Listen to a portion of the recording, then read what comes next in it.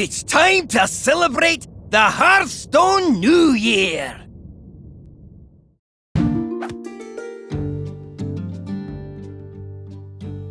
Greetings, I'm Ben Lee, Game Director for Hearthstone.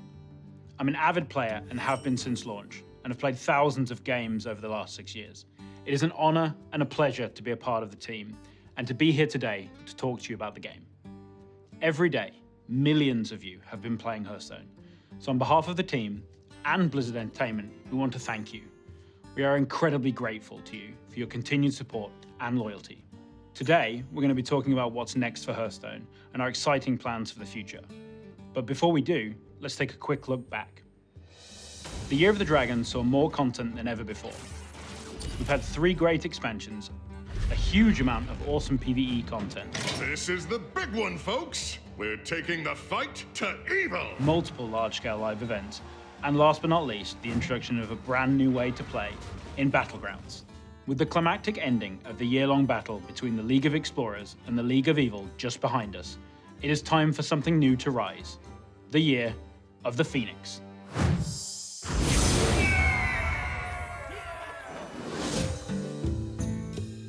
First, let's talk about packs. We want the opening of card packs to be as exciting and rewarding as possible. And when you have more cards, you'll have more options to have fun. So coming with the first expansion of the year, duplicate protection will now apply across all rarities.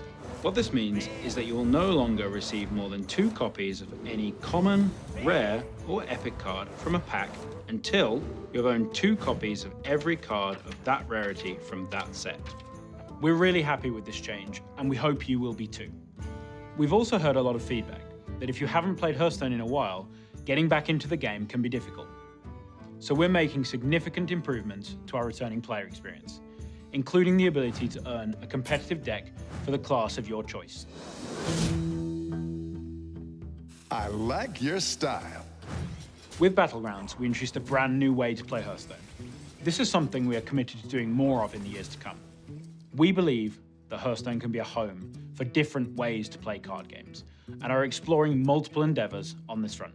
Some of these will be epic in scale, like Battlegrounds, and take significant development time, while others will be more humble efforts, such as formats like Brawl Blocks or Wild.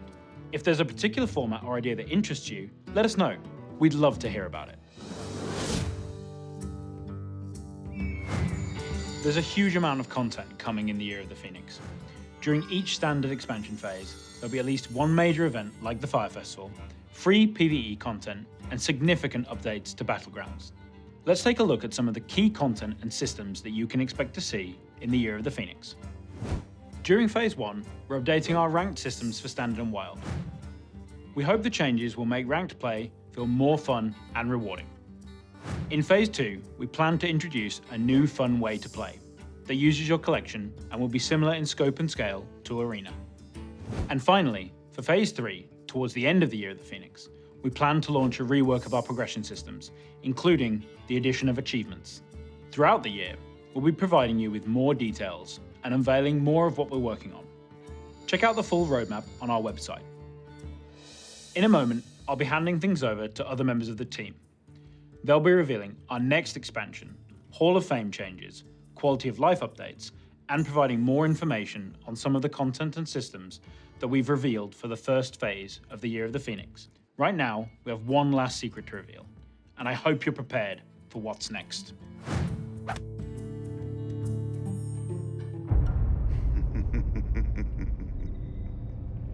There's a darkness in the garden of the heroes that you know, casting shadows even blacker than the night. There's a prisoner walking free who still envisions what could be, though long ago he sacrificed his sight. There's a villain who's been hated, and a savior who's been shunned, who's tasted of a love that cannot be. They're all one and the same, and the worlds all fear my name. The hero that you never thought you'd see.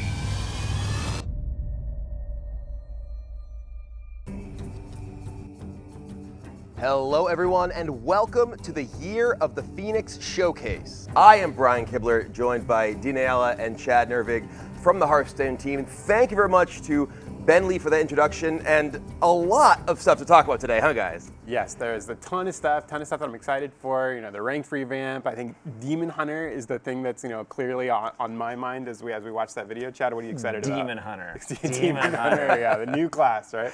Yeah, I mean, we see Illidan as a hero right behind us. The hero we never thought we'd see, huh? Well, he's here now. Yeah, he is, and a lot more here today to talk about as well. So first off, let's run through all the topics we have to talk about today. We're going to be talking about the Demon Hunter class, not just an Illidan hero, a whole new class for Hearthstone. Hall of Fame updates, major priest changes coming, new ranked system, a reveal of the new expansion, and then going to get a chance to play some Demon Hunter as well. Exciting. Yeah, so let's just jump into it. I know everyone probably at home is like, okay, oh my god, Illidan, Demon Hunter. Talk us through this. This is Hearthstone's first new class. Why this, why now? Yeah, we've been talking about should we do a new class, which new class for like 2-3 years now. But it's only been in the past couple of years that we've really been amping up to get ready to do this. We have been working on class identities, solidifying the strengths and weaknesses of each of our classes so that we have room, a place to put Demon Hunter and create something really novel and exciting. So what is that place that you really see Demon Hunter having, right? Because of course there's already all the classes in Hearthstone, they have kind of each their own place. What's Demon Hunter's place? Where do they fit in? Well, our main touchstone here is Illidan, right? Illidan is aggressive, in your face. Demon Hunters are brutal, furious attackers that are just there to dive right into battle. And the sort of identity of Illidan, who he is, kind of his story and everything. How do you take that and turn that into, functionally a Hearthstone class?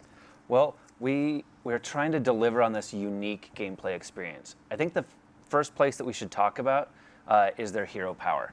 I'm sure you just want to dive in and get to seeing things. So let's just do that. Let's just start talking about some cool Demon Hunter stuff. So their hero power is Demon Claws. +1 attack this turn.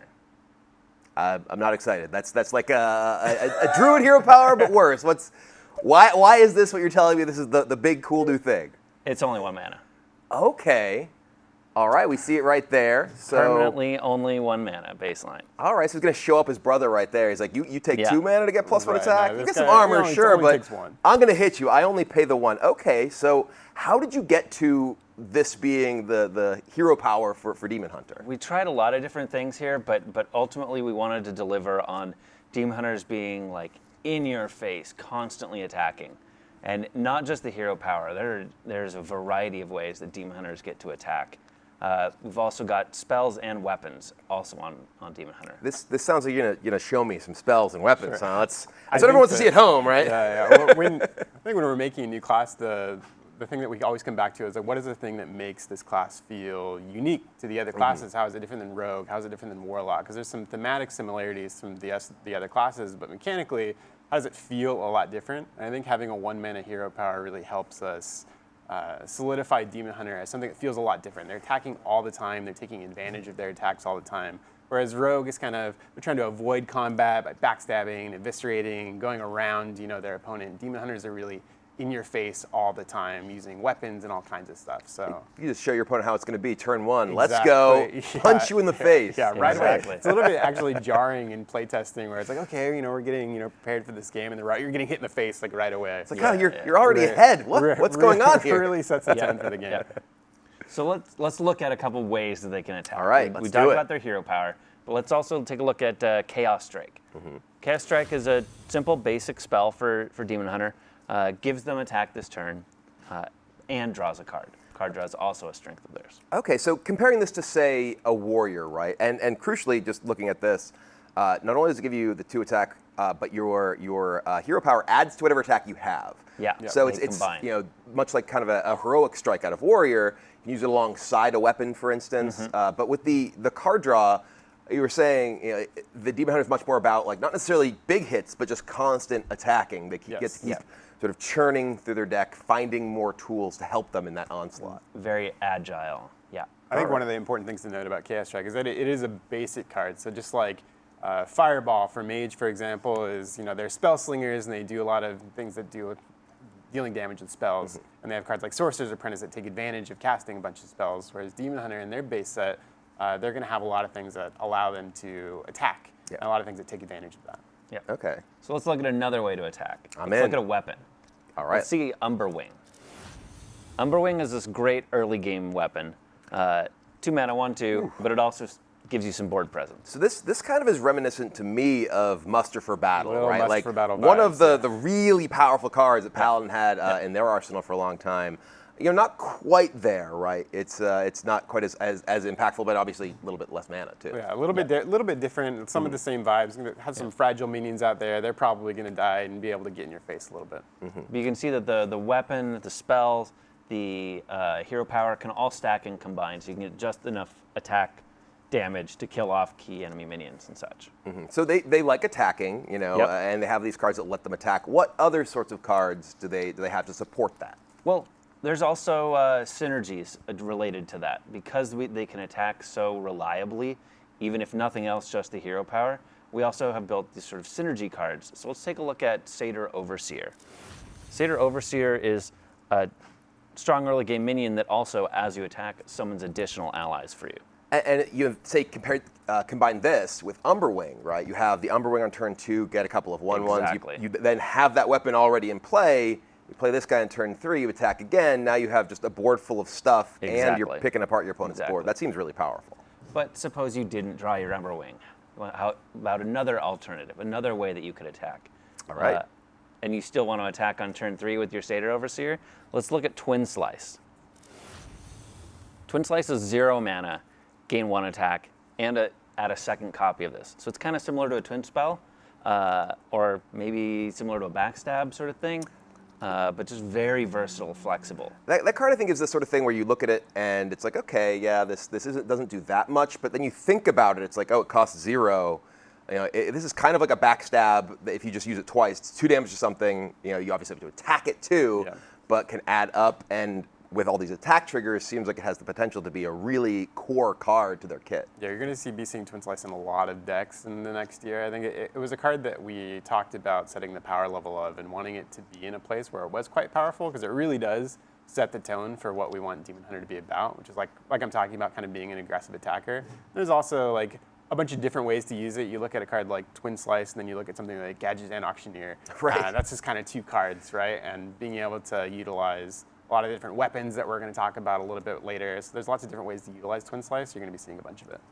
Anything that costs 0 has got to be, okay, this is 2. You got to think about it, right? It's 2 cards that cost 0 Yeah. in 1 card. Yep. So another reason that you might want to attack. Let's take a look at Furious Felfin.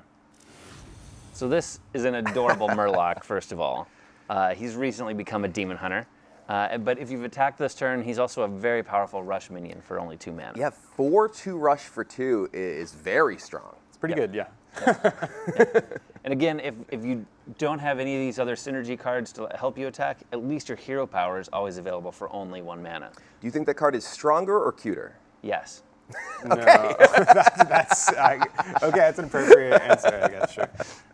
All right, fair enough. To support all this, what I want to see is, of course, more cards. What else they got, Chad? Okay, well, it's going to be a theme of this whole broadcast. It's a theme of I think everyone watching along at home is like, okay, next card, come on, show me more, exactly. show me more. I'm on your side, Twitch chat. All right. So next up, let's talk about how, so you're using all these weapons and attacks to take down early game minions to help control the board. You're using your face and you're taking some damage there. Your health is a resource, effectively. But what can you do to replenish that? Demon Hunters are pretty furious. Let's take a look at Aldraki Warblades. So we're not going to have Demon Hunters doing a ton of huge bursts of large amounts of healing, but this sort of lifesteal small chip healing is very much up their alley. And I think it's important to note this works really well with Twin Slice or with their hero power, because unlike, say, Rogue, you're talking about the differences between the 2 classes. Rogue kind of re-equips a new weapon with their hero power, and very often you're just like, okay, I've been attacking stuff with my weapon as a rogue. I got to stop because I'm going to die. Yep. But being able to stack all these additional weapon buffs, including your hero power on top of a lifesteal weapon, can really sustain you as you're attacking into minions. You can like turn Chaos Strike into 2 additional healing. Yeah. So with cards like Chaos Strike and cards like Twin Slice and your hero power, you can kind of quickly get up a card like I'll jock your Warblades into something that's healing you for 7, 8, 9. It might take a lot of resources, but if you really are looking for that, if you're really getting low on life, you have that option. Mm-hmm. Let's take a look at one more lifesteal card. Let's see Soul Cleave. Another cleave type spell, deal some damage and lifesteal it back. Okay, so another kind of weakness we see in Rogue, if we're sort of comparing, okay, how did this attacking class compare to this attacking class, Rogue doesn't really have much AoE, right? It seems like that's something that will be in the kit for Demon Hunter. You'll see there is a fair bit of AoE for Demon Hunter. Okay. Yep. And then what, other than attacking, right? We talked about, okay, they're good at using their hero power, getting in there, punching things, killing them, getting their opponent's face. What else did they do? So this is a new class that is going to be here for years to come. We have to lay a foundation for, they can't just be one note, just hyper aggressive. There's got to be more to them. They've got to have some diversity here. So we've built a variety of different play styles for them. So let's take a look at another one. Illidan is the most iconic Demon Hunter, and he leads an army of Demon Hunters, the Illidari, and they are eager to fight for him. And so that brings us to another type of deck, another archetype, if you will, that Demon Hunters are strong at, swarmy token-style decks. Okay, so is it kind of like Druid in that they make a bunch of small minions and they buff them up and kill you with those? Not exactly. Let's take a look at the minions here first. Let's look at Coordinated Strike. So this is a great, just very flexible, summon 3 1/1s with Rush. Well, the Rush part is obviously a huge part of this, right? Yes. They're not just summoning these small minions, they're sending them in to kill your opponent's stuff. Yes, yes. And let's take a look at a bigger version of this as well. Command the Illidari. Ooh, that Similar is a sort lot of card, rushers. But 6 of them for only 5 mana. Now, like you said, many classes might, now you've got this wide board of minions, what do you do with it? You might buff them up. Not so much Demon Hunter. Demon Hunter doesn't really buff their minions very much. Instead, Demon Hunters deal with soul magic. They take advantage of the souls of the fallen. So let's look at Wrathscale Naga. Wrathscale Naga deals damage randomly to enemies whenever a friendly minion dies. So Soul Juggler has come to standard now. It's actually in base Hearthstone, not just in Battlegrounds. Soul Juggler. It's not demons, and it is random enemy, so this can hit your opponent's face, Can which hit face. can be good, can be bad, depending. But 3's a lot of damage, Yes. especially if you combine it with 6 1/1 rushers from one if card. every one of those also throws a 3 damage glaive. Yeah. You're going to be seeing a lot of cards like Wrathscale Naga in Demon Hunter. I think the early game minions, stuff that costs 1 through 4, you're usually going to be talking a little bit about more minions that are fragile. You're not going to be looking to build a giant board and then buff all the minions with stuff like Savage Roar and Bloodlust. It's taking advantage of the death of those minions and then kind of building toward either trying to destroy your opponent early or build towards a late game where you're going to run them out of resources and play big minions yourself. So you're not quite sacrificing your own minions, but you're setting them in to die, and you don't mind that so much. Right. Or they don't mind it very much. Yeah, they're like, I'm demon- here for this. Exactly. Yeah. Okay. So we can also restore ourselves with additional resources based on all of our minions dying as well. Let's look at Feast of Souls. Feast of Souls is card draw. And that can be a lot of cards. Look at this with Command the Illidari. A lot of decks would use, say, Cult Master, right? But having this on a 2-cost card in combination with all these things that generate tokens that already have Rush, that can be big bursts of card draw there. Yep, exactly. I think even early on in the game, you can, you're sending all these tokens, and if your opponent doesn't destroy them, you're kind of threatening at any time to draw, 5, 6, 7 cards, and it opens the door for any Demon Hunter combo deck that might arise that wants to kind of draw a lot of their deck in order to be really consistent. That's going to be something that's available to them to be able to use. Okay, and then sort of outside of this, punching your face, sacrificing, not sacrificing, sending my minions in to die, taking advantage of their deaths. We got to draw the line there. There's a distinction, There's a different world for them. What else do they do? How else do they win the game? Well, let's talk about, look at their name, Demon Hunter. What do they do with demons? I'm going to guess they hunt them. They hunt demons. That was, just hunt them down, eradicate 200 them. IQ right there, let me tell you. Yeah, it's a good guess. Their relationship status with demons is complicated. Okay. Their actual goal, Illidan's main goal, is to stop the Burning Legion, this army of demons that are invading the worlds. And they steal and use demonic powers in order to do that, fighting fire with fire. And demons respect power. Many of the larger and stronger demons out there have swapped sides to join the demon hunters. Demon hunters are fine with this. They already use demonic powers. Why not demonic allies? So demon hunters also use some big demons. So I like big minions. So I'll just preemptive you here. You want to see some cards. Let's just do it. It's like you read my mind. Let's look at Hulking Overfiend. Here's some big demons. Ooh, that is big. He's a big guy. He's going to rush down an enemy minion, and then another one, and then another one. It's like a, what was it, bigger head. He's like Yeah, batter he's head, a- but yeah, bigger. Yeah. Or perhaps Pit Commander. He's also extremely large demon, and is going to summon more extremely large demons. See, if your deck is just full of these big demons, this guy's going to get you big demons every time he summons them. But let's be honest, 9 is a lot of mana, right? Like we've got these early game lifesteal things. How are we surviving till 9 to actually play this as a demon hunter? Well, 2 ways. First of all, demon hunters have some ways to get out their big demons a little early and a little more efficiently. Let's take a look at Raging Fellscreamer. Okay, so this is, by the way, the next demon you play costs 2 less, period, not this turn. Yeah, not this turn. So you can play this on 4 and then, say, play a 7-cost demon on 5. wait for in the instance. wings right, for a yeah, while. Yeah, okay. yep. Kind of reminds me of Dragon Consort. This is a demon consort, basically. Yeah, exactly. But they also have control tools to help survive into that late game as well. Most of their minions are pretty. Most of their early game minions are pretty offensively statted, fragile minions, but there are a few exceptions to that. Let's take a look at Wrathspike Brute. Excuse me. Okay, so this seems like it's really good against a swarm of perhaps Illidari, Exactly, right? yeah, the Illidari and the demons. She's not quite sure what side she's on. She's like, come at me. Or Treants, maybe Sure, Malfurion's sure. Treants or something, yeah. So she'll AoE the board every time she gets attacked. So all those little swarm decks pose no threat. Yeah. Yep. Or just if they do have some larger things, how about just destroy a lot of stuff? Let's take a look at Chaos Nova. Ooh, 4 damage to all minions for 5 mana. That's, I mean, you compare this to, say, like a Hellfire, right, or even a Flame Strike. Obviously, Flame Strike hits your opponent's stuff and not yours. But in a lot of decks where you're Flame Striking, you were mostly trying to, keep your opponent's stuff dead and don't really care too much about your own. Yeah. So that seems really powerful, especially as a demon hunter when you can actually add to that damage with, say, a punch of a weapon or your hero power to take out something that's just out of range, which is often harder for some of the other AoE classes. Right. Yeah, Chaos Nova is actually a card that's part of their base set as well. So we want Demon Hunter to have access to things that help them get to late game, so they can play some of these big demon strategies or some expansions in the future. Maybe we have some other control archetypes for Demon Hunter, where it's going to allow them to have support for that to get to late game.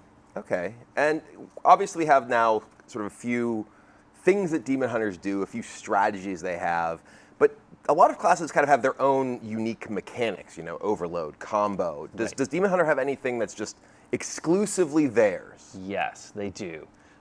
Demon hunters are not the most popular people around. Wielding demonic magic isn't very friendly looking. They're generally shunned by society, sort of living on the outcasts of society. And so that brings us to our keyword that's demon hunter specific, outcast. Okay. Like rogues have combo or shamans have overload, like you said. Yes, demon hunters have outcast. So let's take a look at Spectral Sight. Okay, so this is a 2-cost card. Draw a card, outcast, draw another. Okay, what does outcast mean? Outcast. How do I get my extra card, Chad? Outcast is a bonus if this is played as the left or rightmost card in your hand. Huh. Okay, so say you've been holding onto it for a while and you can find the opportune time to use it, or you just drew it and it's like, all right, now's my time. Yep, exactly. So this creates some interesting gameplay as like, something might be on the left edge that you need to get out of the way so that your Outcast card can outcast.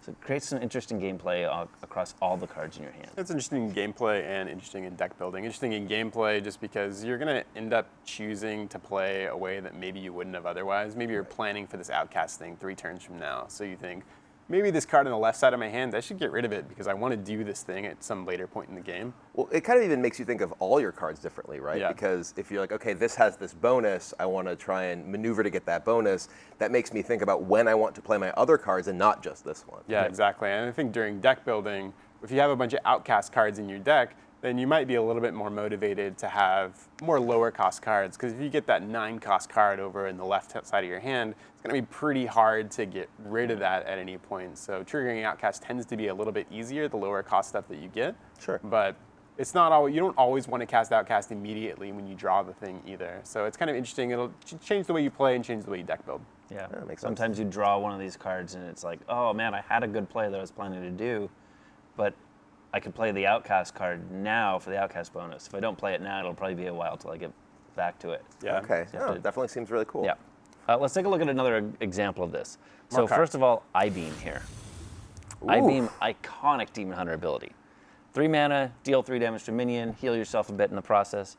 But if you Outcast, it's free. That is serious. That's a big discount on that one. So let's take a look at this board state, just to talk through this. So enemy's got an SI7 agent here. I could just I-Beam the SI7 agent to destroy it. Or I could play the Umberwing first to move Outcast or move I-Beam to the left side of my hand. Now it's free, and I get to kill the SI7 agent that way. And that still leaves me 1 mana left over to kill down the Direwolf. Or now even an extra mana. Because your hero power only costs 1. Yeah. Right, yeah. Bonus. I think if you're watching from home, maybe there's a more optimal play there with Yeah. the juggler and everything. But we got the point You get, across. yeah, you get this really is- excited. This It's like, I-Beam costs 0 now. Yes, yes. this is Yeah. how Outcast Yeah, yeah. works. So yeah, Exactly. but we got that across. It's also just a really versatile keyword that we can use in a variety of ways. Let's take a look at a couple more examples of it. That's what You- I want. you You're speaking my language. That's what I more want to cards, see. more cards. More Let's look at cards. Consume magic. So this is a silent spell, but it also outcasts for card draw. Okay, so this is pretty interesting because silence is the sort of thing that's very situational, right? Like you don't necessarily just want to play this when it's on the far right of your hand. Right. But if you don't have a great opportune time to use it, you could just essentially cycle through it just for that one. Right. Yeah. So that's really interesting. Demon Hunters might have a bunch of Outcast cards, and like you said, a lot of the Outcast bonuses are actually pretty situational, and it's situational by design. So it's not always you get the card and it's immediately always the right thing to do to play it right away. Because say the silence card is sitting on the left side of your hand, and you have some more Outcast cards. There's nothing to silence. You have to make the decision whether or not maybe it's the right time for me to cycle this, or maybe I should wait so my other Outcasts get over there. That's pretty interesting gameplay. Sure. Yep. Let's take a look at Illidari Fellblade. So this is an awesome Demon Hunter. Okay, this is really interesting. It's got Rush and Outcast immune this turn. So you draw it. So but you it's got, draw it, or you are holding onto it for a while. It'll rush down something big and hopefully survive that turn as well. Okay. I can definitely see how that can be really impactful. Yep. All right. Well, we've seen quite a few cards so far, but I'm sure you know my question's going to I be, and what recognize everyone in that everyone in look. chat wants. More cards. More cards. Right. More cards. I don't know. We've showed a lot of cards so far. I think we should probably continue to show more. It's like Yes. a card every More minute cards. or so. More cards. Yeah. More. All right, how Less about- talking, more cards. Okay. All right. More cards. Let's look at their entire basic set. Ooh. Almost. Their entire basic set. So. Card reveal season will happen, and we'll reveal a couple more that are hidden in here. All right, we're not going to touch on everything on the screen here. Yep. You guys can check it out either here or eventually on the website. Yep. But this, of course, shows Demon Hunter. They're all new class. They will have a basic set Yep, just that like every will other set their class. foundation for what the class does, Yep. and of course have some pretty sweet cards in here as we were talking about. But let's move on to the Demon Hunter Initiate set. So there's 2 pages of this. Okay, so look at these. Tell me what the Initiate set means. Right. So the Initiate set is sort of a think of the other classes have all had expansions of cards for years, including You're the Dragon, which is still in standard. So the Demon Hunter Initiate set is sort of a catch-up that acts as a You're the Dragon rotation purposes mini set. It's 20 cards just for Demon Hunter that also comes with it. Okay, so that's 30 total Demon Hunter 30 cards we've total. seen here. And I'm sure in addition to wanting to see all of them, people want to know how do I get them, right? Right. So we've built a prologue that teaches you or shows you Illidan's story, lets you play through and experience Illidan's story. And best of all, it's free. The class is free. All of these cards are free that you've seen here. The basic Demon Hunter Initiate, all 30 cards there, free. Okay, so I think cards free. That's about what everyone wants to hear in the Lots chat, of right? cards, They're like lots of these free are some of my favorite things. Yeah, new cards, free new cards, and of course they're going to get more new cards as well. We saw there Yes. they're going to get 15 new cards in each of the sets coming up Yes. this year. Each expansion in Year of the Phoenix is going to have 15 cards instead of the normal 10 for Demon Hunter. Okay, Yeah, so after you finish the prologue, you're going to have that starter deck for Demon Hunter, which is going to be a really great jumping off point to see what's going on in that class and what are the things that they're kind of good at. And it should be really competitive, just jumping out there. I think you'll be able to support it with all the Demon Hunter cards going forward. All right, well, I know that I am really excited for Demon Hunter, and I know that I'm going to get a chance to play some Demon Hunter at the end of the stream here, so stick around. We're going to be doing a match of Demon Hunter at the end, but that's all the Demon Hunter news we have today, but we have a lot more to talk about still. Yes, tons more. A ton more, and the first of those things is going to be the Hall of Fame. So this is something that everyone has been wondering for a while. When are we going to hear what cards are going to be moving out of Standard? Yeah, so the Hall of Fame is a place where we get to utilize, it's just a place for us to remove some of the cards for a bunch of different reasons. Some of those reasons are maybe these cards don't fit our design goals anymore, or maybe they've just been around for so long that they're making things feel a little bit more stale than they would otherwise. So we're Hall of Faming 5 cards this year, so let's check them out. Okay, so these are some heavy hitters right here, and I think that the big question on everyone's mind is, of course, the one on the left. This is a fan favorite, Leroy Jenkins. Yeah, Leroy Jenkins is definitely a card that is both loved and hated, I think, by the community. It's very polarized opinions on Leroy Jenkins.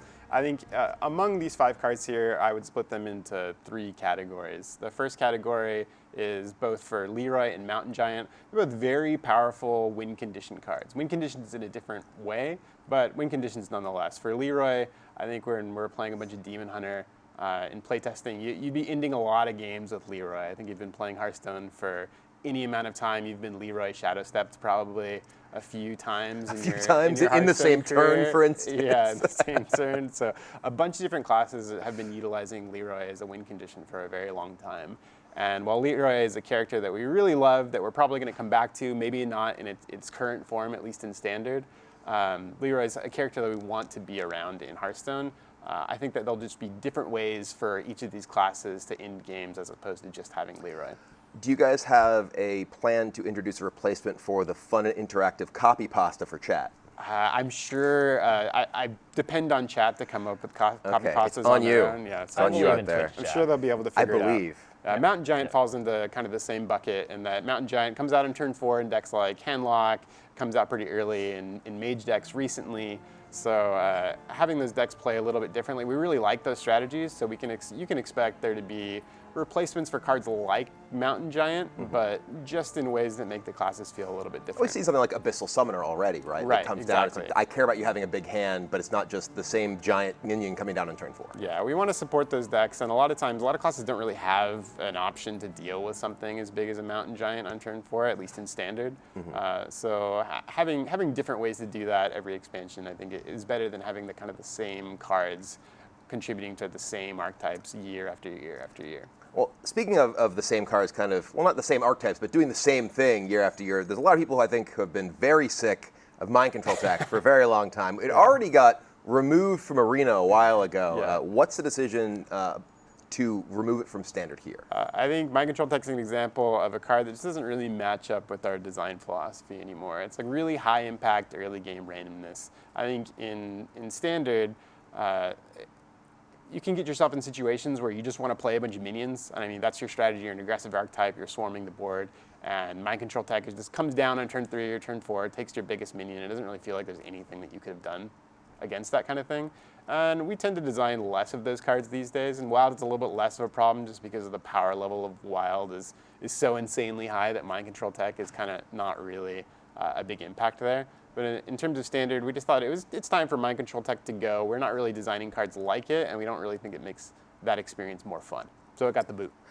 And I'm totally behind that. I'm sure a lot of people watching now are. I think the other two cards on that list, Spellbreaker and Acolyte of Pain, are probably more of a surprise. What's the decision behind moving those to Wild?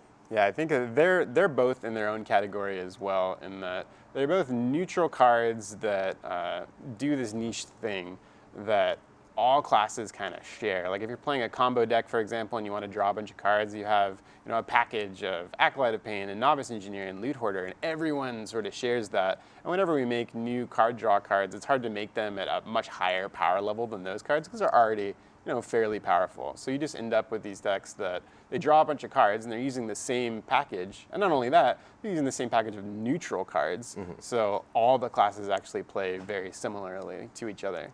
So is what you're saying that Loot Hoarder and Novice Engineer should be like watching their back? Yeah, I think it's important that the base level sets have simple words on them, like draw a card. Drawing cards is important in card games. Sure. So having some of those cards is okay, but when you get to a critical mass where all you really need is this package of neutral cards for every class, it can start to make the game feel a little bit more stale. So every expansion now will be able to make a card draw card in each of the individual classes, or maybe we'll put an expansion one in neutral that makes the standard rotation feel different for that year, for example. I think in Wild you don't always see the same cards because they're utilizing different card draw cards from different expansions, and that's how we'd like Standard to play out as well. And it kind of feels similar to Spellbreaker, right? Yes. I've built so many decks that it's like, okay, 2 Spellbreakers, got to silence that Void Lord and kill you, got to silence that Cube and kill you. Right. We want a base level silence, and I think Iron Beak Owl fills that role, whereas Spellbreaker is on the higher power level end. I think one of the good examples that we had was when Gluttonous Ooze was in Standard. It gave people a different option for weapon removal than they had previously, something that you might choose over something like Swamp Ooze or Harrison.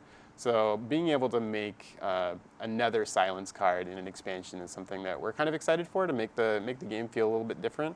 It'll go in expansion. We want it to be really accessible, so it'll probably be a common card, but just something that maybe it'll be 3 mana, or maybe there'll be 3 classes that have a silence card during a given year, but they'll play no neutral one outside of Iron Beak Owl. So it makes the game feel a little bit different over time. More reason for people to play the new Demon Hunter Outcast one. Yeah, instance. for sure. It just makes things feel different.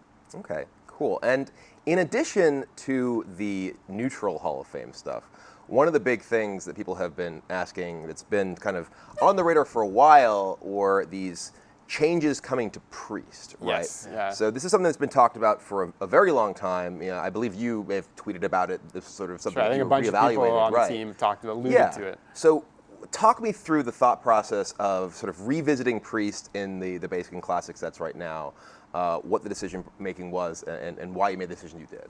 Yeah, I think the biggest reason to go about making more widespread changes to Priest was when we're designing cards for a given expansion. Sometimes we struggle with well, what is Priest supposed to do? What are the things that we want them to do? What are the decks that we think are fun?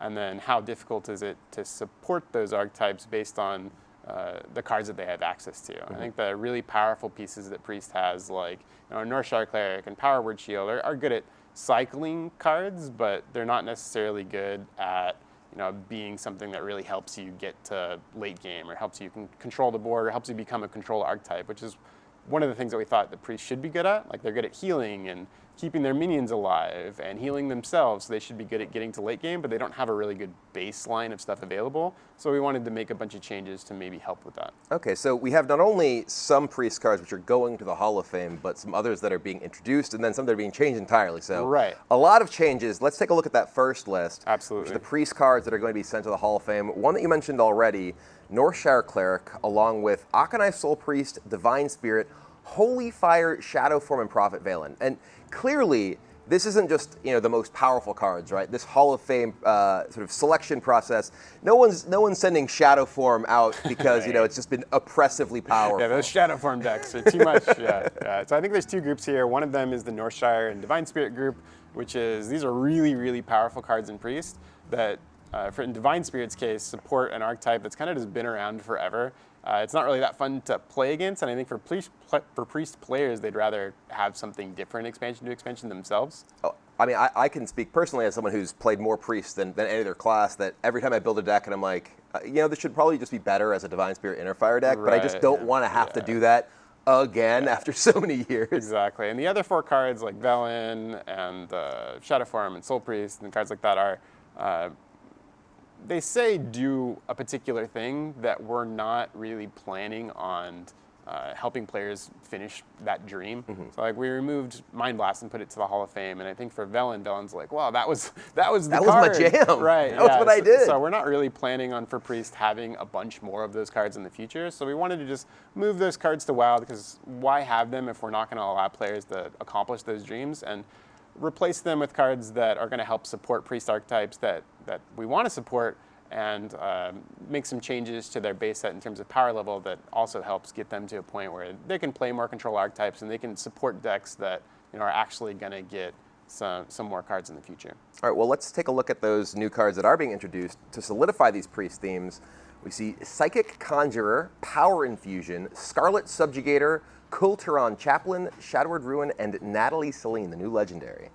So a lot of kind of different things going on here. One big thing that I note is that there's a couple of good health buffers. The Power Infusion, last time we saw a card like this, it was Power Word Tentacles, it cost 1 more mana. Yeah. And now I think with Divine Spirit going away, right, you actually can much more safely actually buff a minion's health. Yeah, I think that there's 3 here that I think are worth really talking about, and one is Power Infusion. 4 mana 2/6 is just a pretty good buff, and it's something that we wouldn't have been able to do if Divine Spirit is around, or else we could have been able to do it, but it just turns into, it's like, okay, the best way to utilize this is another Divine Spirit deck. We'd like to be able to make buffs in Priest. It's pretty thematically appropriate for what Priest is doing, and then also their hero power heals things, and they have heal spells. So in order to buff a minion's health and then heal it, it just kind of like makes sense and works mechanically.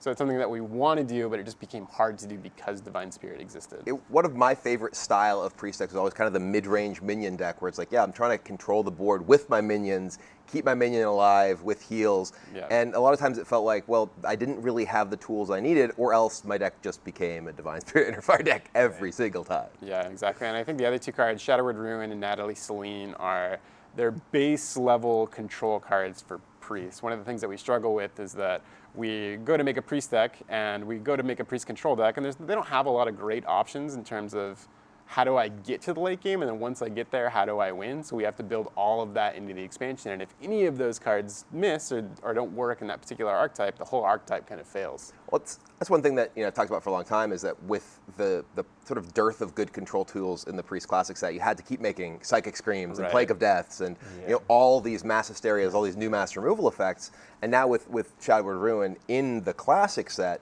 it's a way for Priests to just guaranteed have that big clear. Yeah, there'll be a base level clear, and then sometimes in expansions we'll make something that's maybe more powerful than Shadowward Ruin, and for that, standard cycle, they'll have a lot of removal and a lot of control tools. But at least at a base level, they're always going to have something there, and Celine is a really good single target removal as well. And I think that's also, Natalie Celine, I think, is an excellent sort of classic set legendary. Yeah. There's so many players who must have gotten a Prophet Velen and be like, oh cool, this is going to buff my healing, and they play it, it's like, this isn't really very good. Right. It only really has fueled historically the combo archetypes, and I think that Natalie Celine's more of just an all-purpose, this is just great. You put it into almost any deck and it's going to perform very well. Yeah, and it's going to have a bunch of health and you're going to be able to heal it, and it's generically powerful, but generically powerful in the way that I think supports archetypes rather than generically powerful in the sense that it's the way that you're going to be winning games forever. So I think it's just a good baseline card for Priest to have. And these, of course, are not the only things that are sort of coming in to replace the power level of what was sent to the Hall of Fame in Priest. There's a number of other card changes that we can take a look at right now. And these are almost universally buffs, right? You look at Shadow Madness, Shadow or Death, Temple Enforcer, Thoughtsteal, Holy Nova, all reduced in cost by 1. And some of these were cards that already saw a significant amount of play. And then Holy Smite, you take a look down there, it deals 3 damage now. Holy Nova only deals damage to minions, not players. Same thing with Holy Smite. So taking away that burst angle you were talking about earlier from Priest. I think the one kind of nerf here I would say would be Powered Shield down the left. I would definitely consider Powered Shield to be a nerf. Like the power level of Powered Shield was definitely due to the cycle, the card draw. That's really the reason that you want it, and a little bit less so the buff. And we think that in terms of like getting to late stages of the game and generating resources, like the priests will be doing it in more of a thought steal kind of way, where they're generating things, they're discovering things, and less like they're cycling through their entire deck for some combo that they're trying to do.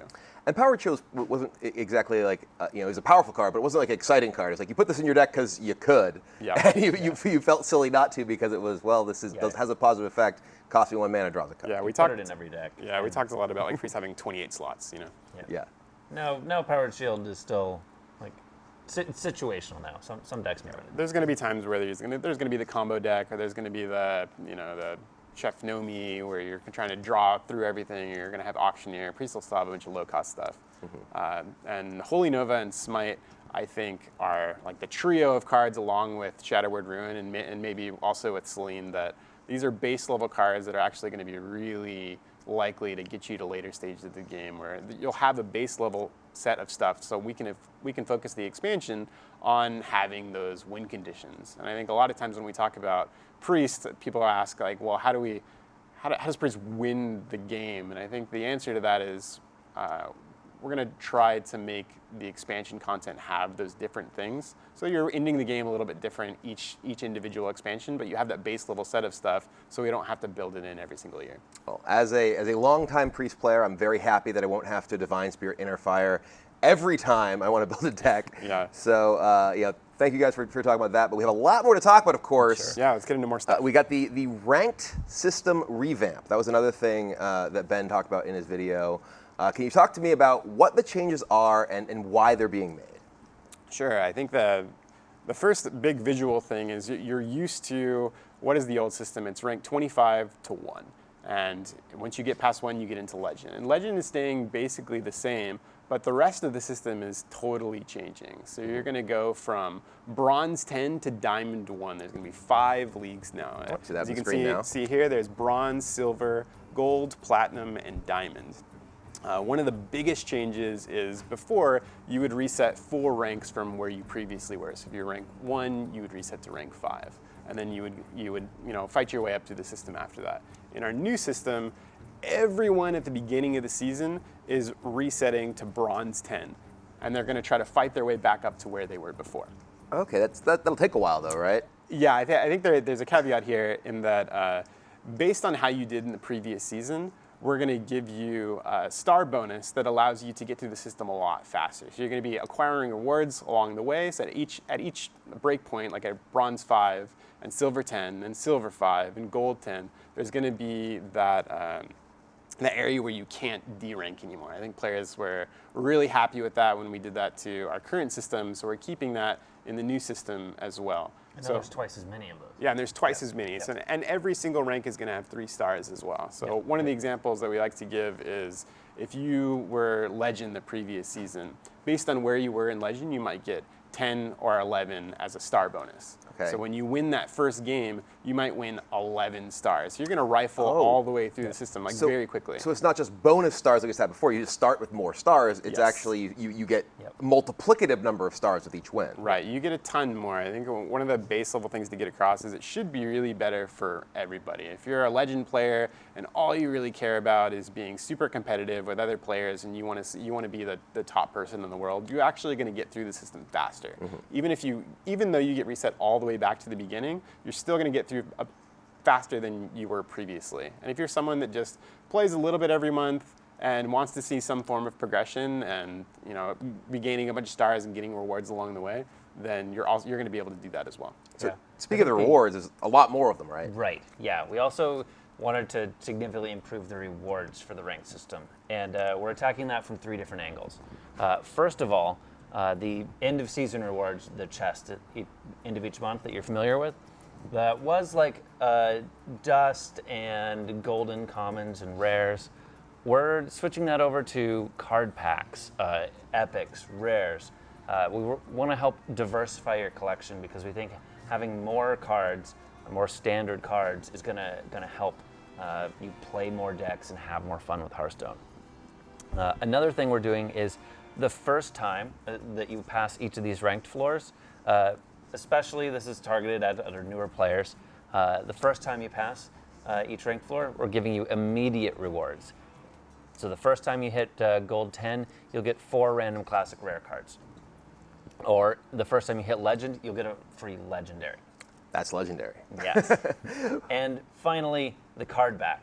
We currently give you the card back at the end of each month. We're going to do that immediately when you hit 5 wins. And start flexing on people right away. Yeah. So if this is themed after, the month of whatever, you can start using that card back right away. Is there not a concern if everyone's being reset down to bronze 10 each month, that you're going to have like really experienced players playing against newer players, like kind of bullying them on their way up? Yeah, this is actually another huge change, is that we're changing how we're matching players. Before, if you were, say, ranked 22, you matched against someone else who also happened to be ranked 22. It didn't matter, if that player just hadn't played for a while and reset back to rank 22, and it was a really unfair fight. We considered it a fair match, like kind of on the back end. Whereas in the new system, we're only matching players who we think are an equal skill level apart from each other. So if you're new to the game, you're graduating from the new player experience, you're going to be matching against someone who we think is really fair for you. So if you're someone that is bronze 10 and you reset back at the beginning of the season from legend, for example, you're going to be facing somebody that is also equivalent skill level to you. And that might sound like, well, I'm probably only going to win about half of my games there. Well, the star bonus should help alleviate that. So you'll still be going through the system, even though you're matching against equal skilled opponents. But when you do win consistently, the win streak bonus is still there and is multiplicative. So you could get 22 stars for a win. Yeah. So basically the goal is that you just have better games, better match-made games for everyone all the way up the climb. Right, and you're still having progression through the system, but you also just have more fair matchmaking. So I think for a lot of our players that were sitting at rank 20 to 25, they'd be kind of hitting a wall against a lot of different players who hadn't played for a while or only play a little bit every month, and kind of having a lot of those unfair matches, whereas that shouldn't happen anymore in the new system. Well, speaking of players who haven't played in a while, one of the other things that Bentley talked about in the video was the returning player experience and the returning player decks. Can you just touch on that a little bit as well? Yeah, so we've rebuilt our returning player experience. It's now a series of 3 missions where you play as young Illidan, back when he was a mage before he became a demon hunter, sparring with some of his friends. And it sort of catches you up, teaches you about what's been going on in Hearthstone, and reminds you how to play the game. Just a quick catch up. But when you complete it, we'll give you a deck of a class of your choice, just giving you all the cards. You can mix and match, swap out the cards if you want. They are fully yours to own. And new players are also going to get that same deck choice when they graduate out of the new player rank. So obviously, with Demon Hunter coming in, first new class in Hearthstone, free deck, great time to come back and play. Yes. In addition to this, there's also another big change that Bentley talked about, which is the duplicate card protection in packs that now applies across all rarities. Can you talk about this just a little bit? Sure. Yeah, I think that this is going to be something that really changes the pack opening experience for the better. I think when a new expansion comes out and you get 20, you get 30 packs, and you're opening all of them, one of the disappointing moments can be it's like, oh, I opened an epic or I opened a rare, and it's the same one. Whereas I think at least in your first 20 or 30 packs, you're really just not going to get any duplicates at all. Every single pack that you open is going to be full of brand new stuff. It's going to decrease the amount of packs that you have to open if you're interested in owning the entire set as well. So I think anytime you open a pack, you shouldn't see duplicates until you get up to 2 copies of that card. Right. So this makes it a lot faster to build the decks that you want and get into playing the things that you want. It just makes pack opening more fun too. You get a pack, from that tavern brawl, or you get 100 gold from a couple quests, and you want to buy that pack. It just makes it more exciting to open because you're going to get new stuff. You're going to have access to different experiences. Well, seems like a positive for everyone all around. It's totally positive for everybody. Awesome. Well, speaking of new stuff, new experiences, new packs to open, we do have another big thing to share with you all. So check this out.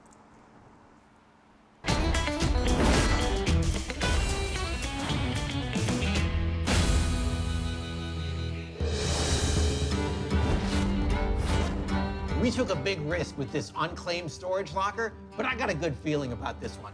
Previous owner was I.L. Ladan. I don't know who that could be. Okay, let's crack it open. Weird lock. Levi, bring the key. So what are you hoping to find in here?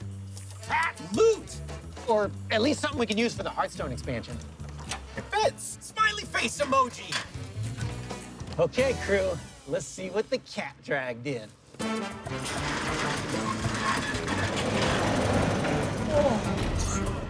This locker is legendary. If we have one goal today, it's to find something absolutely priceless.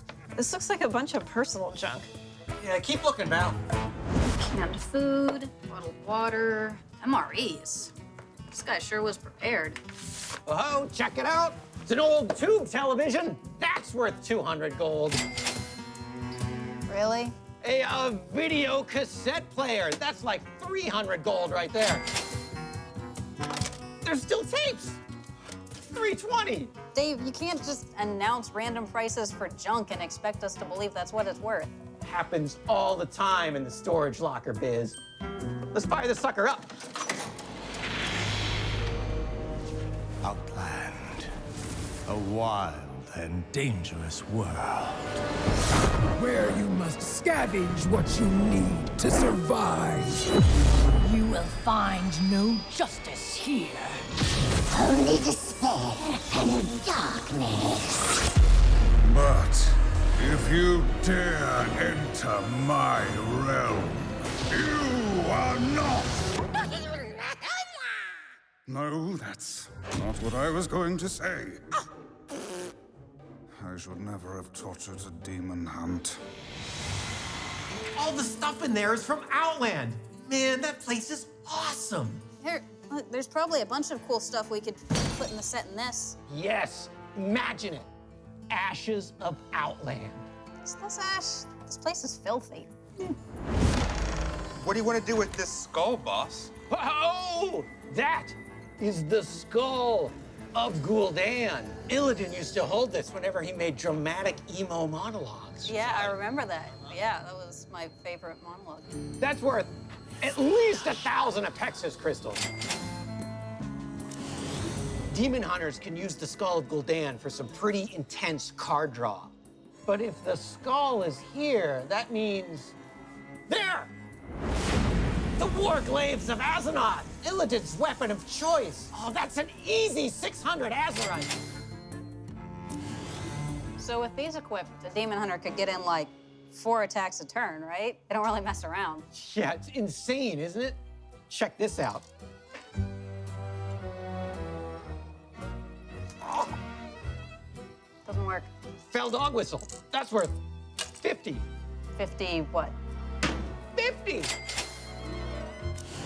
This whistle really brings a beast to the yard. And with some ingenuity, you can upgrade him. Hey, boss, this one's moving. Oh, yeah, danger! Oh, yeah, danger. Whoa, that is an imprisoned observer. So imprisoned demons are dormant for 2 turns. They can't be interacted with, and then they do something really cool. This one's eye lasers can be devastating, but it's okay. We're safe for 2 turns. How long did you say? 2 turns.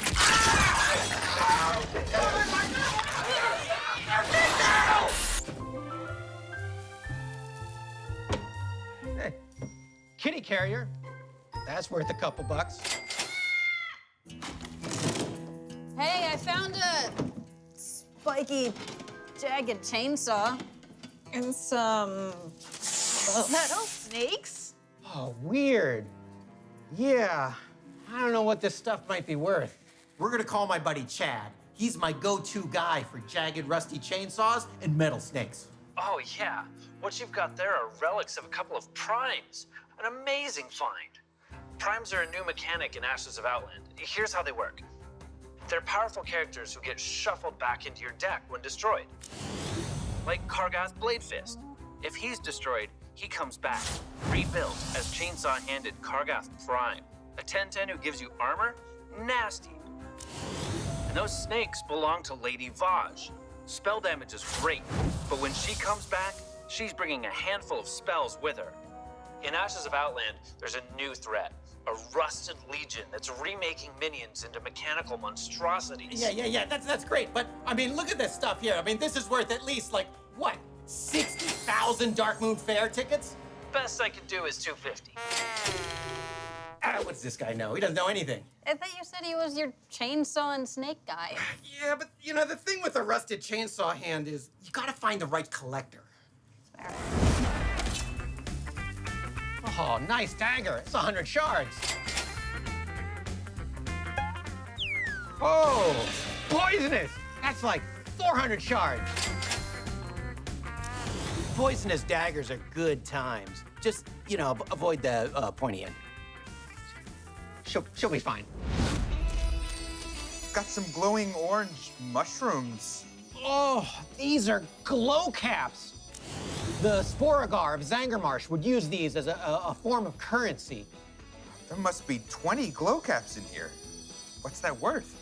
Like 20 glow caps. Oh, the verdant spheres of Kael'thas. Kael'thas is cool. We should just give everybody Kael'thas. That's worth at least 3,000 timeless coins. Check me out, check me out, check me out, check me out, check me out. 2,000 timeless coins. Be careful with those.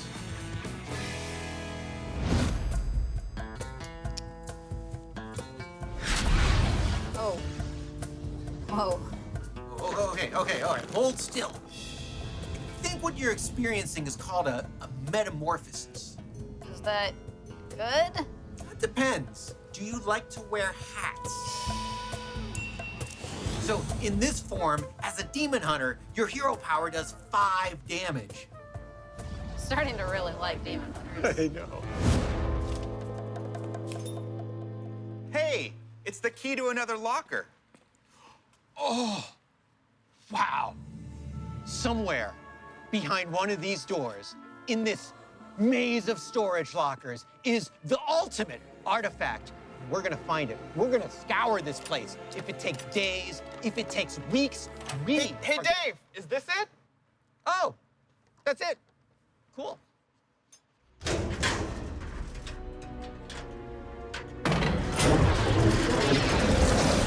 Whoa! It's a dark portal. We found a dark portal. Imagine what we could summon with this. That's priceless. Priceless. I think we should go inside. Okay, I'm calling Chad. We're to find out what this sucker's worth. Yeah, hey, Chad? Yeah, so, we found a dark portal. Dark portals are bad. Uh-huh. Very bad. Yeah, You didn't open the dark portal, did you? maybe. Do not go into the dark. I think we should check it out.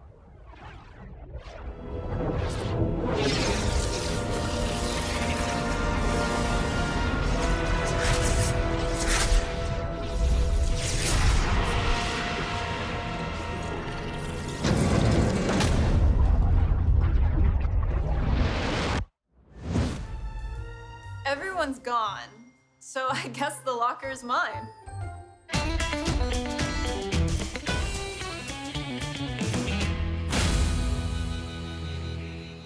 Well, there you have it. Ashes of Outland is the next Hearthstone expansion. And I gotta say, Dave Kosak is an absolute national treasure. Yeah, that absolutely. that was really something. Yeah. I think Hadija was also a big part. That was a great video.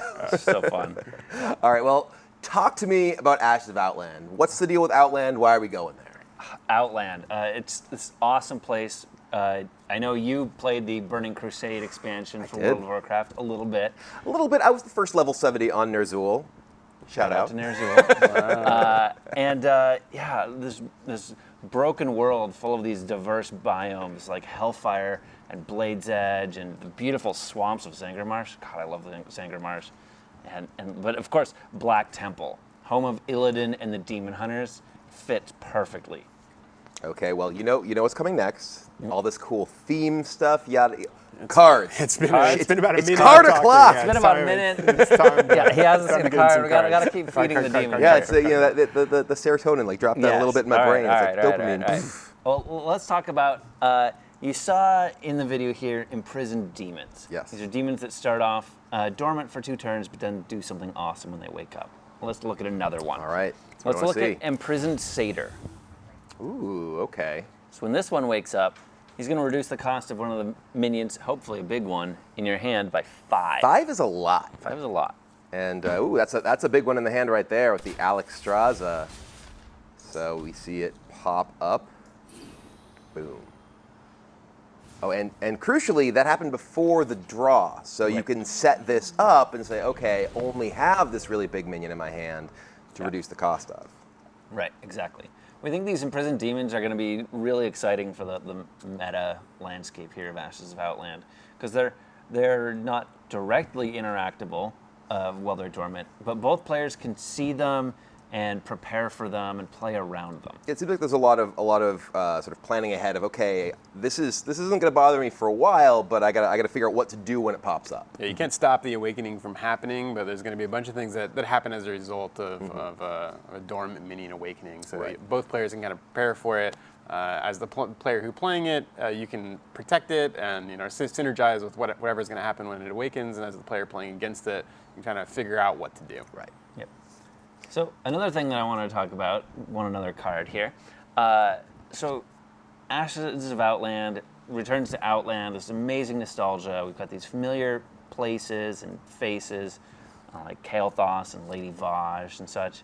But there is not everything's the same. There is a new threat, a rusted legion that has conquered Outland and is remaking it in their image and upgrading people with these augments, especially demons.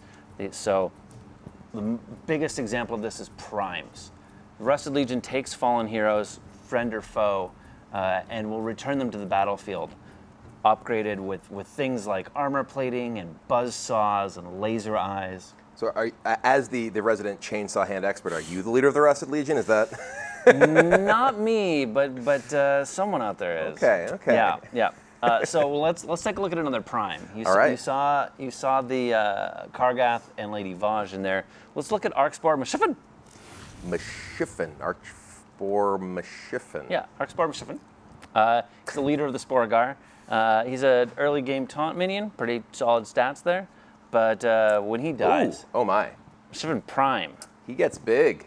He gets big, and he brings a big friend. Is that on top of his head there? Is that a one Mashiffin star restaurant? Yes. Yes, Okay. it is. That's canon now. Great. Yeah. So you probably want just more cards. Let's just take a look at some more cards here. You read my mind. Yeah. Let's go. Let's go. Let's take a look at a couple more legendaries. Here's a legendary weapon for warrior. The Bulwark of Azzinoth. I remember the Bulwark of Azzinoth. Yeah. This was like the what every tank wanted. Right. And this is a pretty tanky weapon. Yeah, I can see. In this case, it's a shield, but those spikes can definitely do some damage. Yeah, whenever a hero would take damage, it loses 1 durability. So like they pyroblast you in the face. 1 durability. All right, but also if a demon hunter just comes up and with their claws, also 1 durability. Okay. There's a lot of really cool things about this card. The first is like the flavor aspect of it. Obviously with Outland and the Rusted Legion, there's kind of a new story there. But outside of the lore and the story, if you're a World of Warcraft player and you kind of go back in time and you think about like what was happening during the Burning Legion, there's a lot of items that you remember as well. Yeah. And Bulwark of Azzinoth is certainly like one of those. So I think if you're looking for nostalgia as a player, you're going to be able to look back and see a whole bunch of things that you recognize. And then gameplay-wise, there's a lot of decks that actually do pretty big chunks of damage, and I think like Galakrond Warrior is a pretty good example of a deck that's pretty popular right now. Every time they invoke, maybe they have a weapon out and they're doing chunks of like 6, 7 damage to you at a time. And Bulwark is going to be like a huge detriment to how do you play around that? And for something like Demon Hunter, they're going to be able to get around it a little bit easier.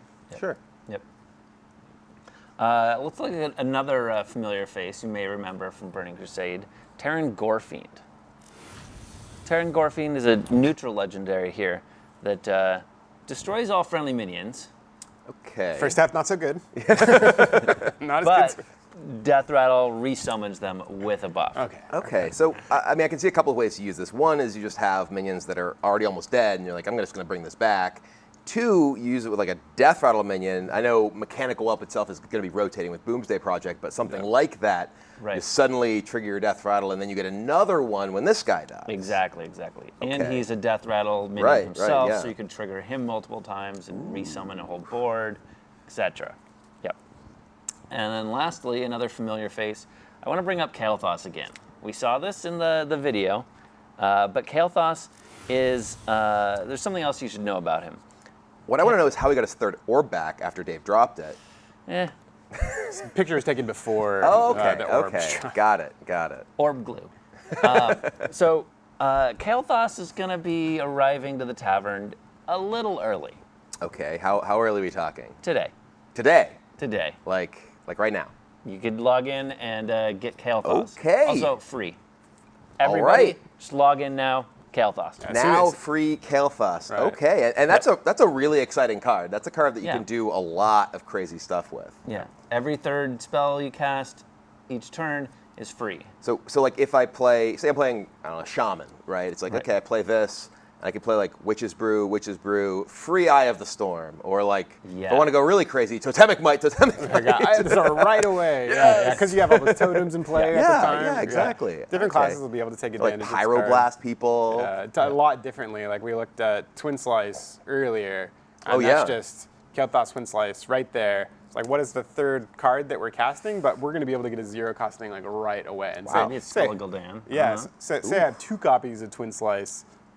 You're just going off. Yeah. So you're going off. You have all kinds of stuff to do there. So different classes take advantage of it a little differently. Druid has Innervate. Priest tends to have a lot of low cost spells. Yeah. So it's something that we hope that just as a single card coming out, it'll be change things up and change the way you think about deck building. That's pretty awesome. So that's happening today. Mm-hmm. What else can people expect is going to be happening soon? Like, what's the timeline we're looking at here for the rest of this? Well, let's take a look at their schedule coming up.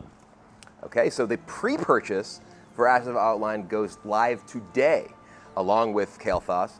Priest Update Hall of Fame coming next week on March 26th. The Ranked Play Overhaul on the season start April 1st, Demon Hunter Prologue April 2nd, and then Ashes of Outland launches April 7th. So this is all happening very fast. Yes. Very fast. The whole reveal season is like a week long. This is a deluge of card stuff here. Yeah, normally you might have to wait a little bit after whatever the reveal stream is to be like, when's the next thing coming out? But we're in a super condensed period right now. So really from today all the way up until the launch of Demon Hunter, when you're going to be able to play, there's going to be jam-packed with all kinds of new stuff, new information, new stuff to get excited about. Well, speaking of playing Demon Hunter, I don't want to have to wait until, I want to do it right now. I think it's probably a good idea, Let's go. I think that's what we're going to close the show with is, I'm going to take on Shocky with some Demon Hunter, so let's go. All right. Yes. I'm ready for my Warglaves. Let's go. All right. So. All right. I will challenge.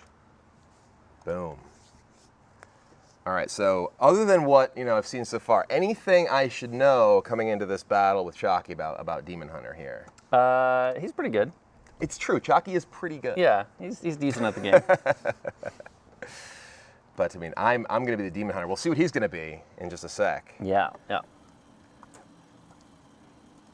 Of course, I'm not gonna, let anyone down at home. We will use all of Illidan's emotes. You won't have to wait to find out what those are. Good. What do you think? Any guesses on what the emotes are? One of them is definitely "You are not prepared." All right. That's obviously his kind of go-to line ever since the Burning Crusade. All right. All right. So I've seen all these cards. I'm gonna mulligan them.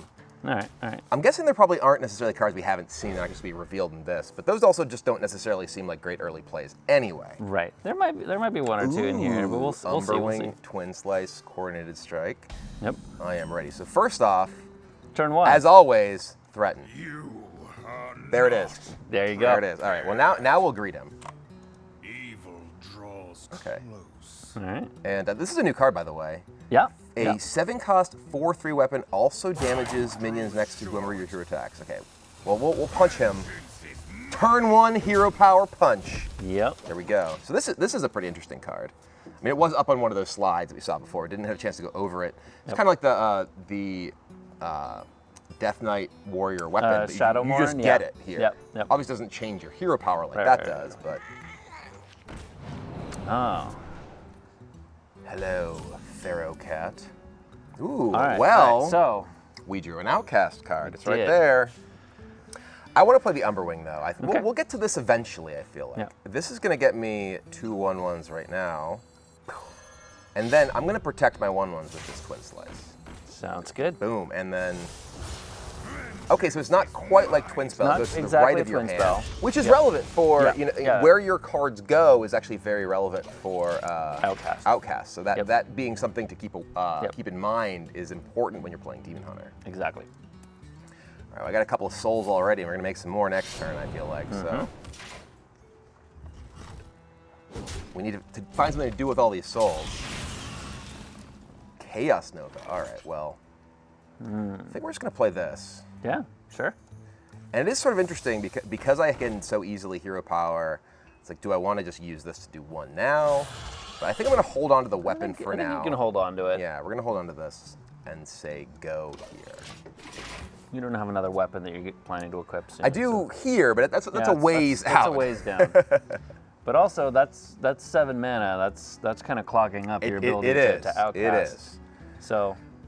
Well, we're setting up. We're setting up. I mean, and this is, even if I don't outcast, this is still just draw a card. Draw a card. Right? Yep. I want to outcast it because outcasting is cool. Right. Bone Wraith. All right. Oh, hello. Outcast, draw a card. Here, I'll show the people who may have missed it earlier. Silence the enemy minion, outcast, draw a card. So this is the far right of my hand. Outcast. Boom. I draw the card. Ooh, what is this? Blade Dance. Deal your hero's damage equal to your attack to 3 random enemy minions. Huh. Well, I don't want to use that It's like now. an AoE savagery, kind of. Yeah. Yeah, it's pretty. That's interesting. But you have a lot of to buff your attack. Right. And that counts as a weapon too. So. Yeah. Huh. That card seems very powerful. Certainly can be. Wow. Okay. Well. I think we're probably just gonna play the second site here because I don't think I want to do this. Yep. We'll play the second site. We'll just draw 1 card. That's fine. The Skull of Gul'dan, but it's not Outcast. No. Well, it is right if you had the mana. Right. I I wish I drew this next turn. What was I doing? Yeah. All right. Well, I'm gonna hero power. We could kill it off with everything, but yeah. I think I still just want to punch it. Okay. For 2, and then these are gonna attack my opponent's base. All right. And now I think we hope we draw some cheap stuff with our next couple draws so we can get that Skull of Gul'dan. Uh-oh. Oh, he's Galakron Rogue. Okay. Well, worst case scenario, we have this Chaos Nova still. We do. We can even just, like, Blade Dance these. Ooh, after hero attacks, gain 1 attack. Yep. We are very close to being able to Skull of Gul'dan. Not quite. Hopefully our next one. We're gonna play this guy, and then I'm gonna hero power, and then I'm gonna second slice, and then I'm gonna blade dance. Boom! Look at that. Okay. I mean, I probably could have done that, but this guy, attack, buff this guy. We might have been able to save that and use that better later, but I'm getting my damage in, getting this guy buffed up, protecting this guy who I can keep growing. Right. Uh-oh. Leave Battle Fiend alone. This is a pretty powerful 1-drop. One cost 2/2 that grows. And in a class that can really easily grow it because you have the 1-cost hero power, all the weapons in cheap ways. This guy seems awesome. And if you notice that Warglaive of Azzinoth lets you attack multiple times in a turn, you can chain together quite a few upgrades to that. So I have a kind of a clunky hand for this turn. Let's draw something that costs 1. Let's draw something that costs 1. Or just 0. Oh, God. Boom. That's good. Boom. That's good. That's good. All right, we are back in the game. Oh, yeah. So we just outcasted our Skull of Gul'dan, makes these all cost 2 less. Oh, my. Metamorphosis. Do we have the costume for me if I play this? That Hadija had last time? That would be great. We had the Warglaives on set. So. We do. Yeah, all right. We'll say go here. All right. Well, now I have this Flame Reaper if he plays multiple things. We've got this Metamorphosis. We're good to go. And then this is the big one, Command the Illidari. 6 1/1s with Rush. Let's make sure we combo that with something though. Okay. Ooh. Praise be to Galakron. Well, so this is a legendary spell, by the way. It is, yes. So you can only have 1 Metamorphosis in your deck. pretty interesting stuff. It's kind of like a delayed pyroblast. A little bit, yeah. Okay. Okay, so how do we want to deal with this? I think what I want to do is hit him in the face. He's only at 18. He's playing rogue, right? And I have this metamorphosis, which is going to do 10 damage. Certainly could. So I could like Chaos Strike. Because I could leave this in play because I have this Chaos Nova, right? Right. I'm going to start with Chaos Strike. Okay. Boom. 2. There's a... Oh, okay. Well, I got to do this. Well, okay, so we're going to draw 4 cards off that. Yeah. Okay. Cards. Oh, you can wait and draw more if you want, but I don't know if we need more. I don't think I mean, I'm not going to be able to fit that many more cards away. It's fair. All right, boom. Serve your master, guys. Vengeance! All right. Vengeance. Uh-oh, roping. Feast of Souls, draw 4. Oh my god, another Feast of Souls. Well, now we'll just, oh god, this punch for 5. Now let's take another look at some of these. We saw this guy before. Outcast, immune this turn with Rush. The Wraith Spike Brute, 2/6 taunt after his attack, do 1. I don't think I'm going to be needing this. I'm the one attacking him this time. And then this one was one of the basic cards. Yeah. 7/4 for 5. This is like... Get him. Nightblade has been working out. Like, this is Nightblade became a demon hunter. It's like, all right, I'm gonna. People have been mocking me for years, and now Warglave's on. Oh, Galakron. It's only a 2 invoked Galakron, not that big.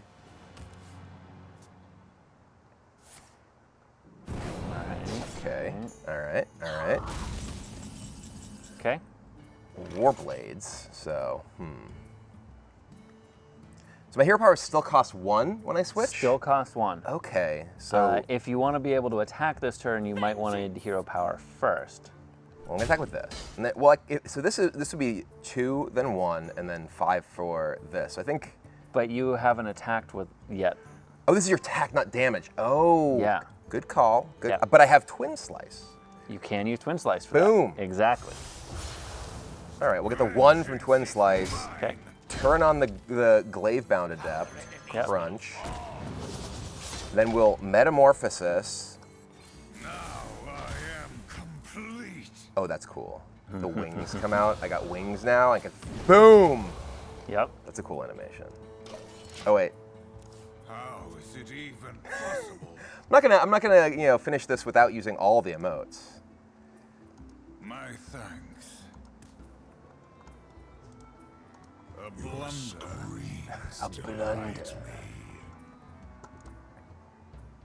You are not prepared. That's true. He's not. He's not ready for this. He still has some Galakron. He does have 2 Galakron. Ooh, Kronks. Okay. All right. Boom. All these guys are dead. Arrow Cat. This is not... Oh, he's got taunt now, though. Okay. All right. Oh, wow. I'm at... So I am at... I think I can use Warglaves... I can Warglaves plus Second this. slice. Attack. Yeah. Yeah, that's... And this is... The lethal off of Warglaves is just so perfect. You possess vengeance is mine. Look at this. Boom.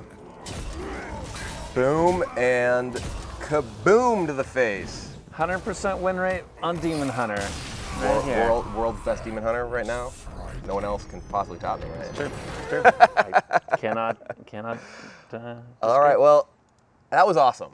We saw a lot of super cool cards, not only in this game, but throughout this entire stream. So thank you, Chad, and thanks to Dean for joining us here for the Year of the Phoenix Showcase. Thank you very much to you at home for watching, and we will see you all in Outland.